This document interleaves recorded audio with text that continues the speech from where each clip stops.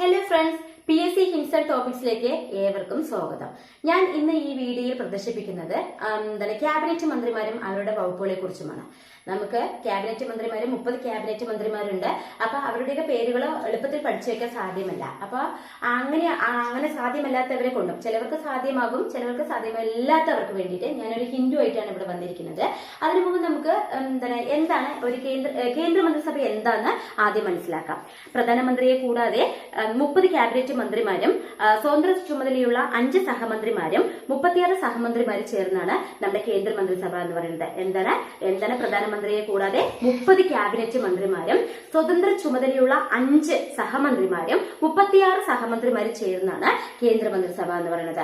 അപ്പൊ ഈ കേന്ദ്രമന്ത്രിസഭയിലെ 30 ക്യാബിനറ്റ് മന്ത്രിമാരുടെ പേരുകളാണ് ഞാൻ ഈ വീഡിയോയില് ഈ അക്ഷരമാലയില് ABCD എന്നുള്ള അക്ഷരമാലയില് ഞാൻ തുടങ്ങി വെച്ചിരിക്കുന്നത്. അപ്പൊ ഇതിലാകുമ്പോൾ 30 ക്യാബിനറ്റ് മന്ത്രിമാരാകും. അവരുടെ വകുപ്പുകളെ എല്ലാ വകുപ്പുകളും നമുക്ക് പഠിച്ചു വെക്കാൻ സാധിക്കുന്നവർക്ക് പഠിച്ചു വെക്കുക. അല്ലാത്തവർക്ക് ചില ഇമ്പോർട്ടന്റ് ആയിട്ടുള്ള ചില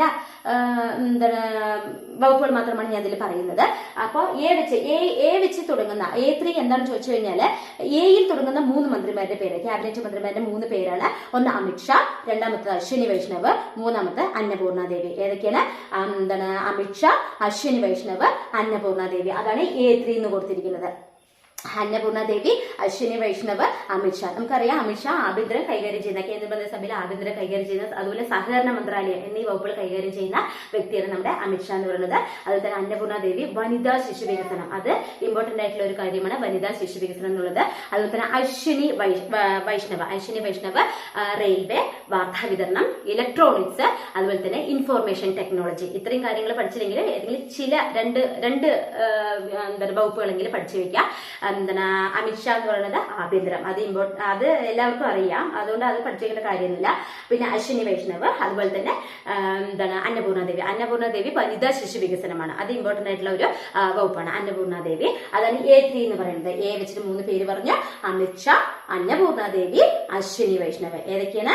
അമിത്ഷാ, അശ്വിനി വൈഷ്ണവ്, അതുപോലെ തന്നെ അന്നപൂർണ ദേവി. ഈ കാര്യങ്ങൾ മനസ്സിലായല്ലോ. എ വെച്ച് തുടങ്ങിയ പേര് ഏതൊക്കെയാണ് മനസ്സിലായല്ലോ. ഇതാണ് 3 എയിൽ തുടങ്ങുന്ന 3 ക്യാബിനറ്റ് മന്ത്രിമാരാണ്. ഞാൻ നിങ്ങൾക്ക് എളുപ്പത്തിന് വേണ്ടിയിട്ടാണ് ഇതിങ്ങനെ A3, B1, C1, D1 എന്നൊക്കെ പറഞ്ഞിട്ട് എഴുതിയിരിക്കുന്നത്. അല്ലാണ്ട് പെട്ടെന്ന് നമുക്ക് എല്ലാ മന്ത്രിമാരുടെ പേരും അതുപോലെ വകുപ്പുകളും പെട്ടെന്ന് ഇങ്ങനെ പഠിച്ചു വെച്ചാൽ തന്നെ അതിന്റെ വകുപ്പുകളൊക്കെ ചിലപ്പോൾ മാറി പോകും. അല്ലെ, വകുപ്പുകൾ മാറിപ്പോയാലും പേരുകളും അതുപോലെ മാറി പോകാതിരിക്കാൻ വേണ്ടിയിട്ടാണ് ഞാൻ ക്രമത്തിൽ ഇങ്ങനെ എഴുതി വെച്ചിരിക്കുന്നത്. ABCD GH JKMNO ഇല്ല, PRS V പറഞ്ഞ V1 വിയിൽ വെച്ചിട്ട് ഒരു പേരേ ഉള്ളൂ, വീരേന്ദ്രകുമാർ. എന്താ പേര്? വീരേന്ദ്രകുമാർ. അപ്പൊ എ പറഞ്ഞത് അമിത്ഷാ, അശ്വിനി വൈഷ്ണവ്, അതുപോലെ തന്നെ അന്നപൂർണ ദേവി. ബി പറഞ്ഞ ഭൂപേന്ദ്ര യാദവ്. എന്താണ്? ഭൂപേന്ദ്ര യാദവ്. സി വെച്ചിട്ട് ഭൂപേന്ദ്ര യാദവ്, ബി ഭൂപേന്ദ്ര യാദവ്. അദ്ദേഹം പ്രകൃതി, വനം, കാലാവസ്ഥ വ്യതിയാനം, ഇതാണ് ആര് കൈകാര്യം ചെയ്യുന്നത്? നമ്മുടെ ഭൂപേന്ദ്ര യാദവ് കൈകാര്യം ചെയ്യുന്നത്. ഏത്? പ്രകൃതി, വനം, കാലാവസ്ഥ വ്യതിയാനം. അതുപോലെ സി ചിരാഗ് പാസ്വാൻ. ഏതാണ്?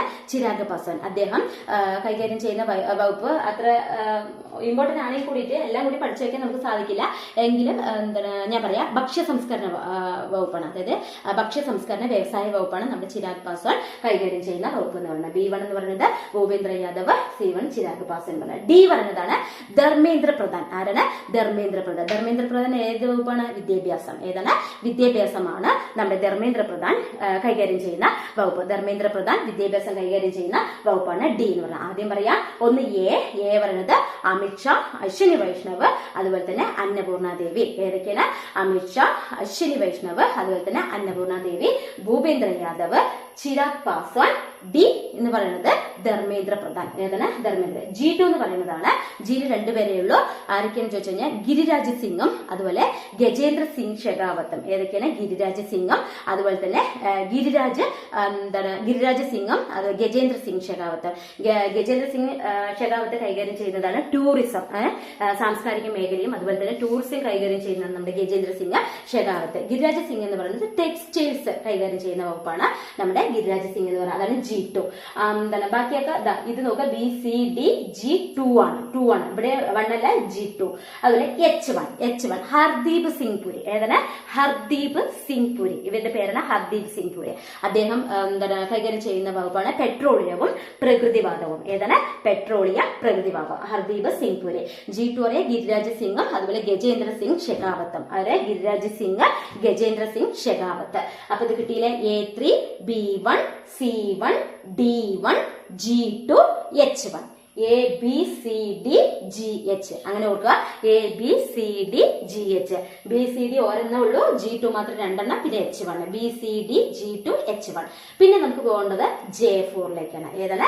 ഇത് J4 എന്ന് പറഞ്ഞാൽ ഏറ്റവും കൂടുതൽ ജെ വെച്ചിട്ട് പേര് തുടങ്ങുന്ന 4 പേരുണ്ട്. ജിതിൻ റാം മാഞ്ചി, അത് ജഗത് പ്രകാശ് നദ്ദ, അതുപോലെ തന്നെ ജ്യോതിരാദിത്യ സിന്ധ്യ, ജുവൽ റാം. ഏതൊക്കെയാണ് 4 പേര്? ജ്യോതിരാദിത്യ സിന്ധ്യ, ജുവൽ റാം, ജഗത് പ്രകാശ് നദ്ദ, ജിതിൻ റാം മാഞ്ചി. ഈ പേരുകൾ കുറച്ച് പഠിക്കാൻ ബുദ്ധിമുട്ടാണെന്നെങ്കിൽ ഒന്നുകൂടി ശ്രദ്ധിച്ച് പഠിക്കുക. അത്രേ വഴിയുള്ളൂ, വേറെ വഴിയില്ല. ജുവൽ റാം, ജഗത് പ്രകാശ് നദ്ദ അദ്ദേഹം കൈകാര്യം ചെയ്യുന്നതാണ് ആരോഗ്യവും കുടുംബക്ഷേമവും രാസവളവും രാസപദാർത്ഥ വകുപ്പുകളൊക്കെ കൈകാര്യം ചെയ്യുന്ന വ്യക്തിയാണ് ആരെന്ന് പറയുന്നത്? ജഗത് പ്രകാശ് നദ്ദ എന്ന് പറയുന്നത്. പിന്നെ വരുന്നത് ജുവൽ റാം. അദ്ദേഹം ഗോത്രകാര്യമാണ്. ജുവൽ റാം എന്ന് പറയുന്നത് ഗോത്രകാര്യമാണ് കൈകാര്യം ചെയ്യുന്നത്. ജുവൽ റാം എന്താണ് കൈകാര്യം ചെയ്യുന്നത്? നമ്മുടെ ഗോത്രകാര്യം. ജ്യോതിരാദിത്യ സിന്ധ്യ, അത് വാർത്താവിനിമയവും അതുപോലെ വടക്ക് കിഴക്കൻ മേഖലാ വികസനം. ജ്യോതിരാദിത്യ സിന്ധ്യ വാർത്താവിനിമയവും അതുപോലെ തന്നെ വടക്ക് കിഴക്കൻ മേഖലാ വികസനവും ജ്യോതിരാദിത്യ സിന്ധ്യ കൈകാര്യം ചെയ്യുന്നത്. അതാണ് J4. ഇതാണ് ഏറ്റവും കൂടുതൽ ജെ വെച്ചിട്ടുള്ള മന്ത്രിമാരുടെ പേര് കൂടുതലുള്ളതാണ്. അത് ഒന്ന് ശ്രദ്ധിച്ച് പഠിക്കുക.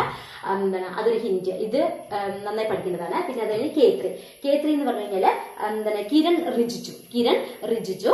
അതുപോലെ തന്നെ രണ്ടാമത്തെ പേര് കിഷൻ റെഡ്ഡി. അതുപോലെ തന്നെ എന്താണ്? MD കുമാരസ്വാമി.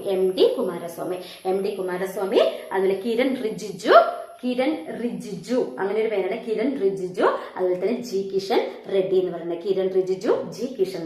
കിരൺ റിജിജു എന്താണ് കൈകാര്യം ചെയ്യുന്നത്? അതായത് ന്യൂനപക്ഷ കാര്യവും പാർലമെന്ററി വകുപ്പും അതൊക്കെ ആ കാര്യങ്ങളൊക്കെയാണ് നമ്മുടെ കിരൺ റിജിജു എന്താണ് കൈകാര്യം ചെയ്യുന്നത്.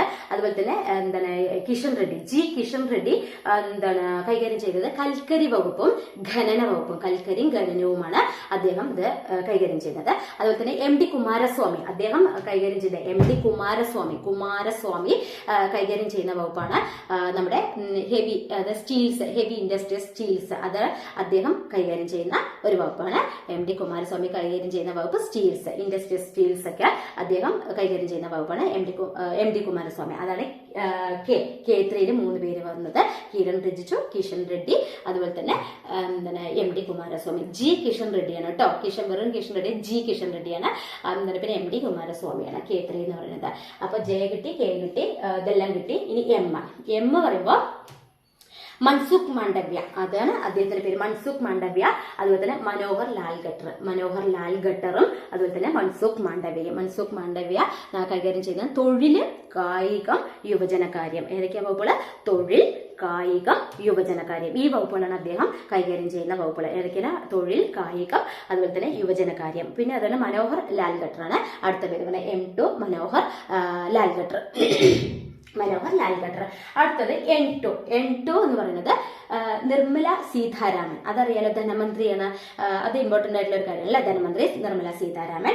അതുപോലെ തന്നെ കോർപ്പറേറ്റ് കാര്യാലയം. അദ്ദേഹം അതുകൂടി നിർമ്മല സീതാരാമൻ കൈകാര്യം ചെയ്ത 2 വകുപ്പുകളാണ്. ഒന്ന് ധനമന്ത്രി ആ സ്ഥാനവും അതുപോലെ തന്നെ കോർപ്പറേറ്റ് കാര്യാലയവും. പിന്നെ രണ്ടാമത്തെ ആളാണ് നിതിൻ ഗഡ്കരി അറിയാം. റോഡ്, അതുപോലെ തന്നെ എന്താണ് റോഡ് ഗതാഗതം ദേശീയപാത. ഇത് രണ്ട് കൈകാര്യം ചെയ്യുന്ന വ്യക്തിയാണ് ആര്? നമ്മുടെ നിതിൻ ഗഡ്കരി എന്ന് പറയുന്നത്. അതുപോലെ തന്നെ എന്താണ് നിർമ്മല സീതാരാമൻ ധനമന്ത്രി, അതുപോലെ തന്നെ കോർപ്പറേറ്റ് കാര്യാലയം. ഇത് അദ്ദേഹം കൈകാര്യം ചെയ്യുന്ന വകുപ്പുകളാണ്. അത് കഴിഞ്ഞ് P3 ഉണ്ട്, R3 ഉണ്ട്, S3 ഉണ്ട്, V1. ഞാൻ നേരത്തെ പറഞ്ഞ V1 പറഞ്ഞ വീരേന്ദ്രകുമാറാണ് എന്ന് പറഞ്ഞ. P3 എന്ന് പറയുന്നത് Patil, CR Patil. P3 CR Patil. അദ്ദേഹം ജൽശക്തി കൈകാര്യം ചെയ്യുന്ന ഒരു വകുപ്പാണ് എന്താണ് P3 എന്ന് പറയുന്നത്. P3 പിന്നെ R3, പിന്നെ S3 എന്ന് പറയുന്നത് S3 V1 എന്ന് പറഞ്ഞാൽ വീരേന്ദ്രകുമാർ. ഇവിടെ നിന്ന് ഇങ്ങനെ പോകാം. S3 എന്ന് പറയുമ്പോൾ ശിവരാജ് സിംഗ് ചൗഹാൻ, സുബ്രഹ്മണ്യം ജയശങ്കർ, ഡോക്ടർ സുബ്രഹ്മണ്യം ജയശങ്കർ. പിന്നെ അത് കഴിഞ്ഞിട്ട് ശിവരാജ് സിംഗ് ചൗഹാന്, പിന്നെ എന്താണ് ശിവരാജ് സിംഗ് ചൗഹാനും സുബ്രഹ്മണ്യം ജയശങ്കർ കൈകാര്യം ചെയ്തത് വിദേശകാര്യമാണ്. അതുപോലെ തന്നെ എന്താണ് ശിവരാജ് സിംഗ് ചൗഹാൻ കൈകാര്യം ചെയ്തത് നമ്മുടെ എന്താണ് കൃഷി, അതുപോലെ കർഷകക്ഷേമ വകുപ്പ്, ഗ്രാമവികസനം, ഇതൊക്കെ കൈകാര്യം ചെയ്യുന്നതാണ് നമ്മുടെ എന്താണ് ശിവരാജ് സിംഗ് ചൗഹാൻ എന്ന് പറയുന്നത്. പിന്നെ വരുന്നതാണ് ആറിൽ വരുന്നതാണ് റാംമോഹൻ നായിഡു എന്ന് പറയുന്നത് തൊണ്ടയ്ക്കൊരു പ്രശ്നമുള്ളത് കൊണ്ടാണ് ഇടയ്ക്കിടയ്ക്ക് ഇതാക്കുന്നത്. നിങ്ങൾക്ക് എന്തെങ്കിലും ബുദ്ധിമുട്ടുണ്ടെങ്കിൽ ക്ഷമിക്കുക തന്നെ വേണം. എന്താണ് ആറിൽ തുടങ്ങുന്നതാണ് റാംമോഹൻ നായിഡു വ്യോമയാന വകുപ്പാണ്. ആരാണ്? വ്യോമയാന വകുപ്പ്. പിന്നെ രണ്ടാമത് ഒരു വ്യക്തിയാണ് രാജീവ് രഞ്ജൻ സിംഗ് അല്ലെങ്കിൽ ലാലൻ സിംഗ് എന്ന് പറയുന്നത്.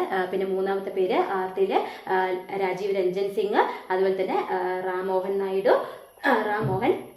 നായിഡു, പിന്നെ രാജ്നാഥ് സിംഗ് നമുക്കറിയാം ഏത് പ്രതിരോധ മന്ത്രിയാണ്. രാജ്നാഥ് സിംഗ് ആരാണ്? പ്രതിരോധ മന്ത്രിയാണ്. V1 എന്നറിയാം വീരേന്ദ്രകുമാർ. അപ്പൊ ഇത്രയും കാര്യങ്ങള് പഠിക്കാൻ സിമ്പിൾ ആയിട്ടുള്ള കാര്യങ്ങളാണ്. ജസ്റ്റ് ഒന്ന് മനസ്സിലാക്കേ വേണ്ടുള്ളൂ. അതായത് ABCDGH. അപ്പൊ എവിടെ ക്യാബിനറ്റ് മന്ത്രിമാര് എന്ത് കാര്യം ചോദിച്ചാലും നമുക്ക് പെട്ടെന്ന് പറയാൻ കിട്ടണമെങ്കിൽ ഈ ഹിന്റ് മാത്രം ഒന്ന് ഓർത്ത് വെച്ചാൽ മതി. വകുപ്പുകൾ പിന്നെ പഠിച്ചേ പറ്റൂ, വേറെ വഴിയില്ല. അപ്പൊ ഈ ഹിന്റ് മാത്രം, ഇത്രയും 30 ക്യാബിനറ്റ് മന്ത്രിമാര് ഇങ്ങനെ ഇത്രയും പേരുള്ള, ഇത്രയും അക്ഷരങ്ങളിൽ ഇത്ര പേരുണ്ട് എന്നുള്ളത് നമ്മൾ ആദ്യം മനസ്സിലാക്കി വെക്കുക. അപ്പൊ നിങ്ങൾക്ക് ഈ വീഡിയോ ഇഷ്ടമായെങ്കിൽ ലൈക്ക് ചെയ്യുക, ഷെയർ ചെയ്യുക, സബ്സ്ക്രൈബ് ചെയ്യുക. Thank you.